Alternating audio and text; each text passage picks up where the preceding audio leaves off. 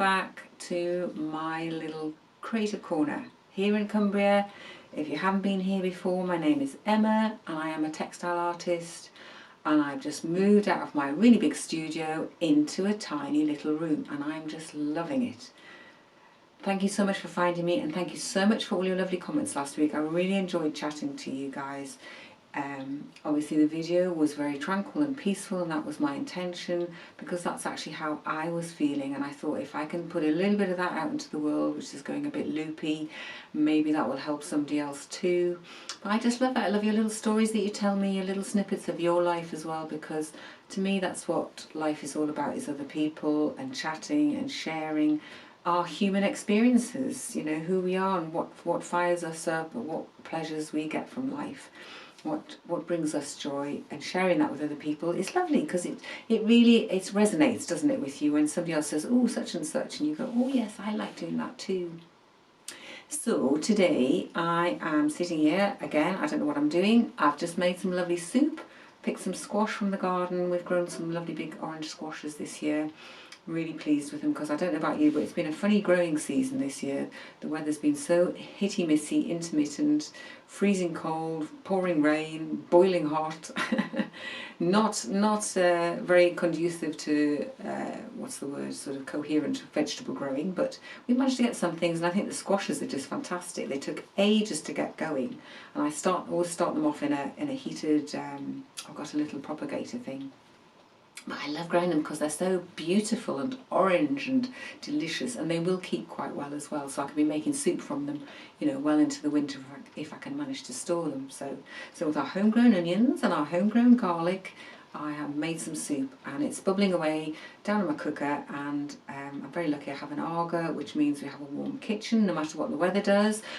When the power goes off, we're okay. We've got something to cook on, and it means the world. It means I've got somewhere to dry my clothes.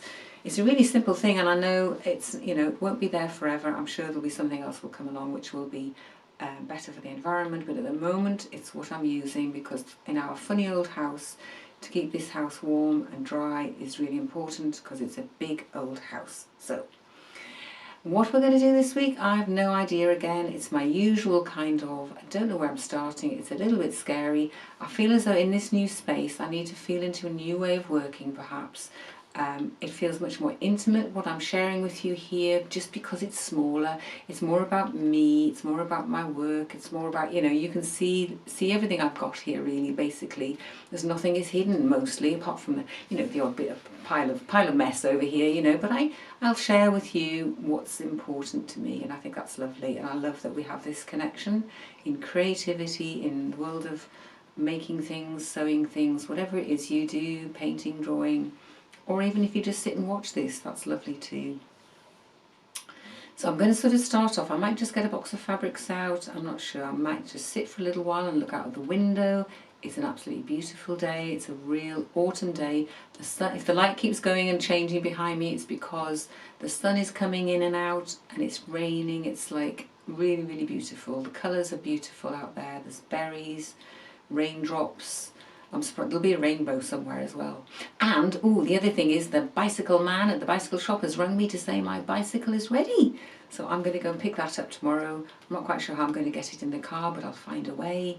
And that's another new chapter opening up for me in my life, where I am now. It's just lovely. I'm so excited. It's like a lot of what I'm doing seems to be going back to childhood, or going back in the past in a way to where I've been. So I haven't had a bicycle for years and years, but buying this bike has taken me back to about the age of 11 when we used to buy a bicycle for a £5 out of the local Echo, the Sunderland Echo or something like that. And I remember saving up my pocket money to buy a saddlebag for the back of my bicycle, and I was so thrilled to have this saddlebag that I could put my bars of chocolate in or whatever. If I went cycling to the local corner shop, I could put my sweeties and my comic in or whatever, and it's just like, you know, just lovely. And I think a lot of that at the moment is me looking back over and going, oh, that's what I used to do, how nice. And I'm still doing that. It's still part of me.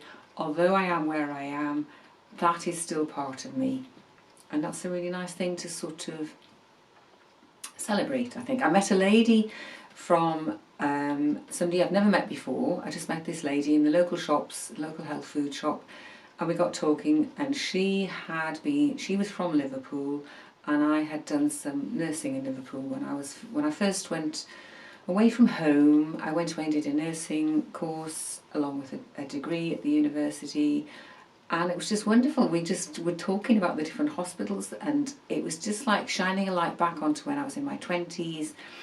And I came home thinking, oh, I started thinking about all these lovely other things that went on when I was living in Liverpool, and how much I enjoyed it, how much I enjoyed cycling round again. I had a bicycle that I bought from an old friend for about, I don't know, 30 quid or something, and I cycled everywhere on this bicycle in Liverpool, and I thought nothing of it. I just went everywhere. So I'm hoping to get back to a bit of that freedom, connecting back with that part of me from a time when I was really free to do anything I wanted. And I want to connect back into that part and make that part of where I am now. So I hope you'll enjoy this journey with me, a bit of a chat, a bit of this, a bit of that. I hope you've had a good week, and now I'm going to just have a little cogitate and see what creativity might come out today. Okay, so I'm about to share something with you which is very, very special. This is a book that I bought quite a number of years ago now. I was very lucky. I was on a Hebridean holiday one year up in the Scottish Outer Hebrides, and we were up in Stornoway, and we were about to get the ferry home, and we went to the visitor centre, and there was the most amazing exhibition on. If anybody saw this, it's called From the Land Comes the Cloth, and it was an exhibition of photographs by a guy called Ian Lawson, who went and lived in the Hebrides, worked with the sheep farmers, and produced this incredible book a few years after that. And I'm going to show you it now. The exhibition was stunning. It was huge, great big photographs of the cloth, the sheep, the landscape, and I'd never seen anything like it. And then we had to get the ferry and come home. So this book was on sale in the Wool Clip in Coldbeck, which is the people who started Woolfest, the farmers and the women farmers and the weavers and the cloth makers who started Woolfest and the Wool Clip. And I saw it there with my daughter, and we bought it together because this book costs a lot of money. But we bought it together because we both absolutely just love it. We said we'd buy it together because it's the book to look at and just absolutely love.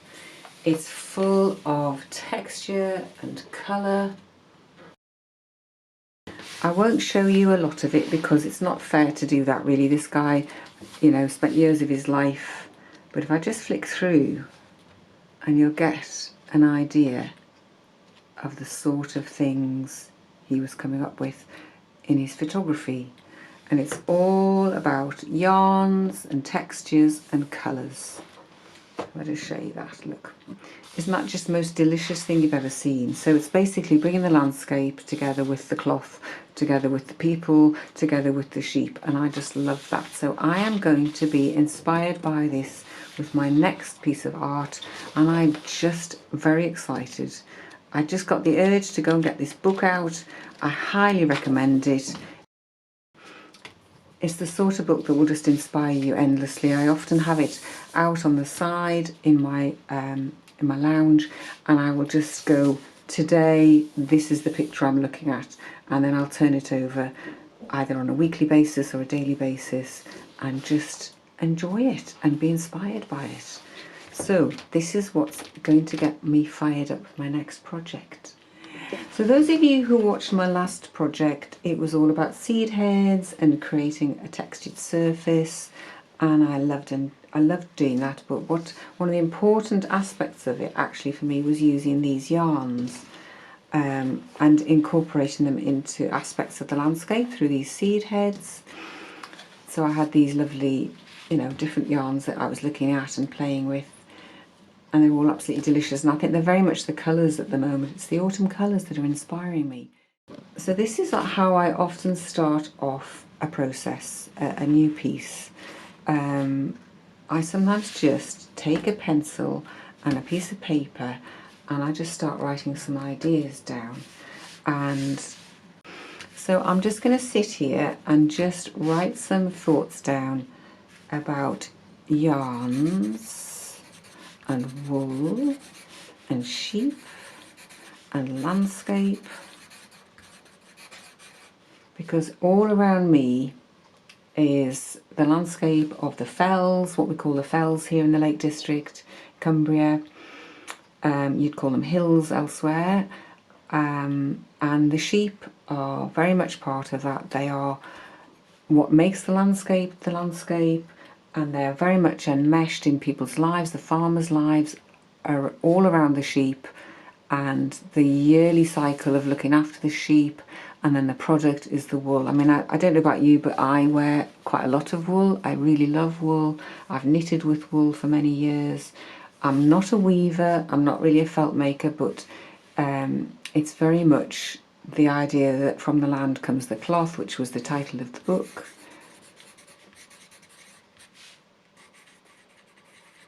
And this idea that it's people's lives, as I say, and it's making the landscape. Keeping the sheep makes the landscape what it is. It makes the farmers' lives what they are. You know, generations of farmers, both here and obviously elsewhere in the UK, and obviously elsewhere in the world. Sheep farming is a very big thing.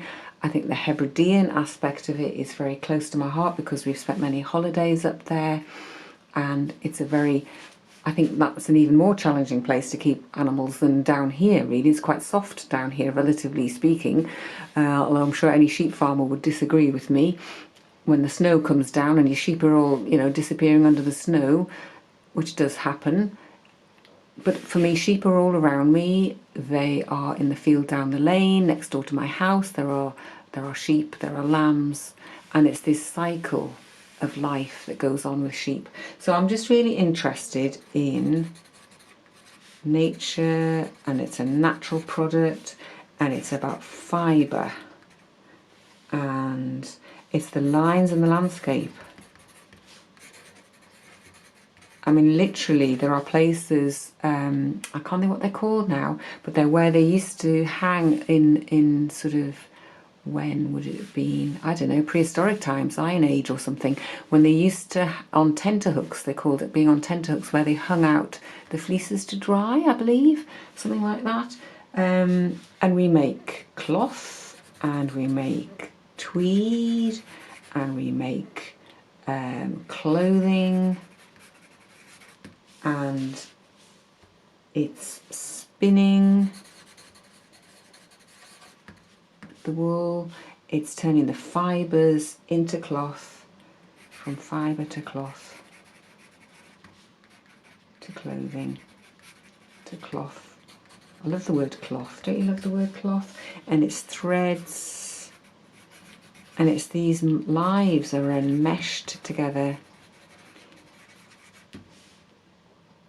A bit like when you see raw wool caught on barbed wire. It's that kind of, yeah, in the landscape. There's something about that, isn't there? I don't know exactly what it is. And they're out in all the elements. It's about the elements. It's about the land.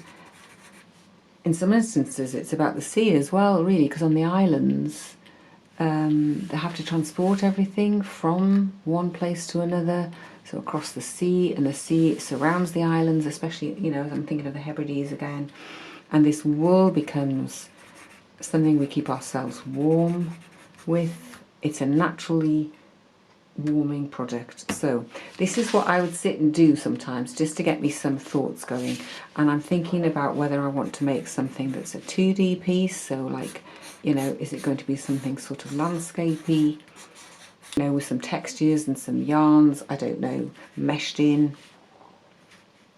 Am I going to make something in 3D? You know, am I going to be making some kind of vessel? Do I want to make something tall and thin? Do I want to make a series of small things, small bowls, small vessels? Do I want it to be decorative? Do I want it to be textured? Probably yes, because textures are very much what I'm all about. Do I want it to be, you know, some kind of clothing, some apparel? Apparel's a good word, isn't it? Where did that just come from? Clothing. You know, something to wear. Something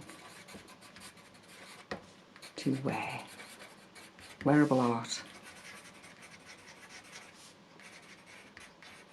So these are just thoughts, ideas, and we'll see what starts to come. It's a process for me, this. I'm sort of seeding the process. I don't know how you start a piece of work. It varies. Sometimes I do just go and get the fabrics out and just play around with those. But today I felt like going back to sort of basics and going back to words. I find words quite evocative, and it just helps get me moving in a direction.